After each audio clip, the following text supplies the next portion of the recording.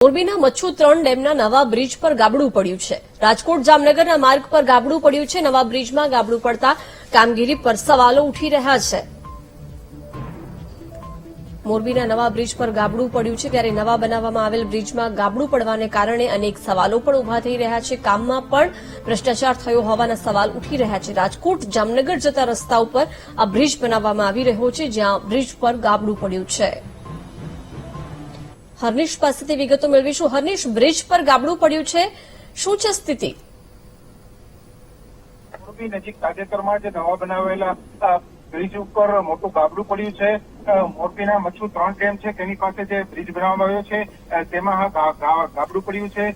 રાજકોટ જામનગર તરફ જવાનો જે મુખ્ય માર્ગ છે તેના ઉપર જે બ્રિજ આવેલો છે તે બ્રિજ ઉપર ગાબડું પડ્યું છે અને મચ્છુ 3 ડેમ નજીક 1.5 વર્ષ પહેલા જે રોડ બનાવવામાં આવ્યો હતો તેમાં ગાબડું પડ્યું છે।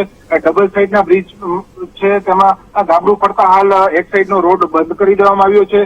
રાજકોટ મોરબીના હાઈવે છે 80 કિલોમીટરનો 4 લેન કરવા માટે 2016માં તત્કાલીન મુખ્યમંત્રી વિજય રૂપાણી દ્વારા જાહેરાત કરવામાં આવી હતી, જેમાં રોડ 4 લેન 4 ઓવરબ્રિજ મોટા બ્રિજ માઇનોર બ્રિજ સહિત રૂપિયા 300 કરોડ મંજૂર થયા હતા।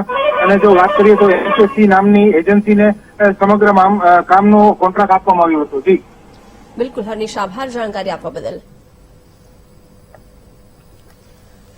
તો રાજકોટ જામનગરના માર્ગ પર ગાબડું પડ્યું છે, જેને લઈને રોડ બનાવવામાં આવ્યું તેની કામગીરી પર સવાલો ઉઠી રહ્યા છે। મચ્છુ 3 ડેમના નવા બ્રિજ પર જે રાજકોટ જામનગર માર્ગ પર બનાવવામાં આવી રહ્યો હતો ત્યાં ગાબડું પડતા બ્રિજની કામગીરીને લઈને અત્યારે સવાલો ઉઠી રહ્યા છે। મોરબીના મચ્છુ 3 ડેમના નવા બ્રિજ પર આ ગાબડું પડ્યું છે। રાજકોટ જામનગરના માર્ગ પર બ્રિજ બનાવવામાં આવી રહ્યો હતો અને ત્યાં જ ગાબડું પડ્યું છે, જેના દ્રશ્યો પણ જોઈ શકાય છે। નવા બ્રિજમાં ગાબડું પડતા આ રોડ બનાવવામાં કેટલા પાયે ભ્રષ્ટાચાર આચરાયો હશે તેનો પણ અંદાજો લગાવી શકાય છે।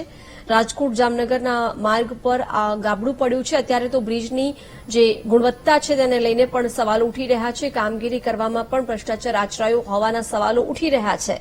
ગાબડું પડતા બ્રિજની કામગીરીને લઈને પણ સ્વાભાવિકપણે સવાલો ઉઠી રહ્યા છે। ત્યારે મચ્છુ 3 ડેમના નવા બ્રિજ પર ગાબડું પડવાને કારણે ત્યાંથી પસાર થતા વાહન ચાલકોને પણ મુશ્કેલી પડી રહી છે, પરંતુ સામે સવાલ એ ઉભા થઈ રહ્યા છે કે બ્રિજ બનાવવામાં મોટા પાયે ગેરરીતિ આચરવામાં આવી છે, ભ્રષ્ટાચાર આચરવામાં આવી રહ્યો છે।